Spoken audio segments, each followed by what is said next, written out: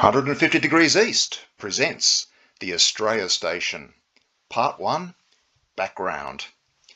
The Australia Station was a command of the Royal Navy based in Sydney, New South Wales from 1859 to 1913.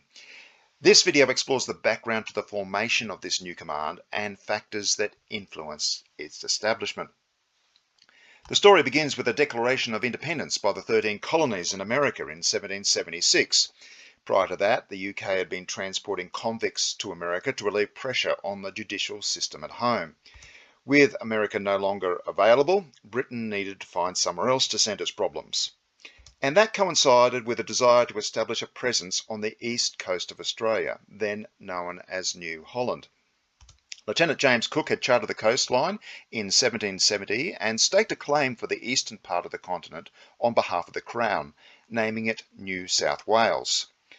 Subsequently, other European nations had also taken an interest, with France in particular exploring its options. So the British government decided it needed to back up its claim.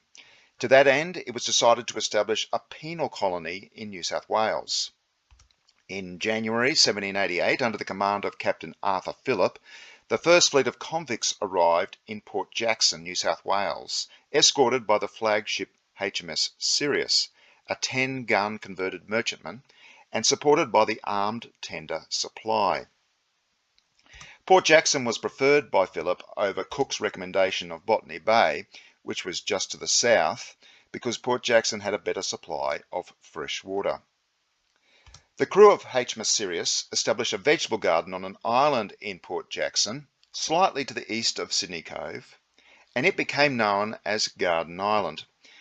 That became the primary base for the Royal Navy. And it remains the main fleet base for the Royal Australian Navy to this day. As you can see, it is no longer an island because the Captain Cook graving dock has been built into the reclaimed land between the island and Potts Point. Interestingly, there are 3 initials carved into sandstone rock on the island, each dated 1788. For a long time it was thought that they were graffiti of sailors working the garden, but in an article for the Naval Historical Society of Australia, Norman Rivet proposes that they are survey markings representing the principal surveyor, First Lieutenant William Bradley, whose initials you can see on the screen, and nearby are the initials of his assistants on the day, Seaman Frederick Meredith and Marine Private Joseph Radford. Well, HMS Sirius and Supply stayed on to support the new colony until Sirius was wrecked off Norfolk Island in 1790. Norfolk Island's about 1,000 miles northeast of Sydney and was part of the New South Wales penal colony. And Supply returned to England at the end of 1791. Subsequently, various ships of the Royal Navy spent time in Sydney, but they were not based in Sydney, and there was not a substantial naval presence generally in the first half of the 19th century. Instead, the colony was under the supervision of the East Indies Station based in Ceylon. More on the East Indies Station in subsequent episodes. Well, in 1796, the second Governor of New South Wales, Governor John Hunter, established a modest naval dockyard on the west side of Sydney Cove, where vessels were built and fitted out for colonial service, and where the visiting Royal Navy ships were refitted. This was basically where the overseas passenger terminal in Circular Quay is today, near the south side of the Harbour Bridge. Thomas More, who had arrived as a free settler that year, was appointed the master boat builder. Construction at the dockyard was of survey and service vessels rather than warships. Various barks, brigs, schooners, sloops and cutters up to 200 tonnes were built over the ensuing decades and formed what became known as the Colonial Marine. Now, Thomas More was a major figure in the early days of the settlement. In addition to being the master boat builder, he was responsible for several major buildings in the Sydney area. He became a pastoralist and a magistrate, and left an endowment to the Church of England, which was used to create More Theological College, arguably the preeminent theological college in Australia these days, and they provided this portrait.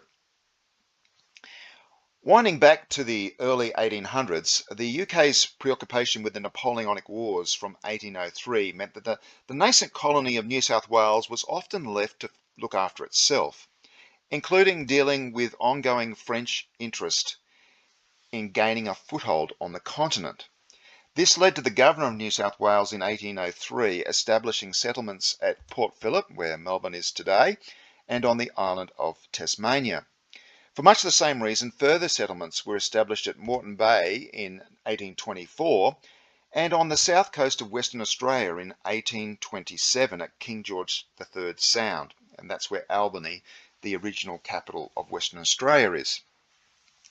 Nevertheless, with Nelson's victory in 1805 and the subsequent dominance of the world's oceans by the Royal Navy, the Admiralty considered the presence of a small 20-gun ship in Port Jackson was sufficient for the security of the colonies. Various ships of the Royal Navy rotated through Sydney until 1821, when the Admiralty decided to permanently maintain a man-of-war at Sydney. By 1851, the resident man-of-war in Sydney was still just a 26-gun frigate, HMS Calliope, but the discovery of gold in New South Wales and Victoria led to a reappraisal of the naval presence required. The 18-gun sloop HMS Electra was sent to establish a permanent presence in Port Phillip Bay and Victorian waters, noting that Calliope was up in Sydney, 1,000 miles away. The Crimean War further heightened concerns in the colonies. There was a fear that the war could spill over into the Pacific, and this reinforced how isolated and vulnerable the people in the colonies felt. In response, the new colony of Victoria ordered a 580-ton screw steamer that mounted 32-pounder guns, named Her Majesty's colonial ship Victoria.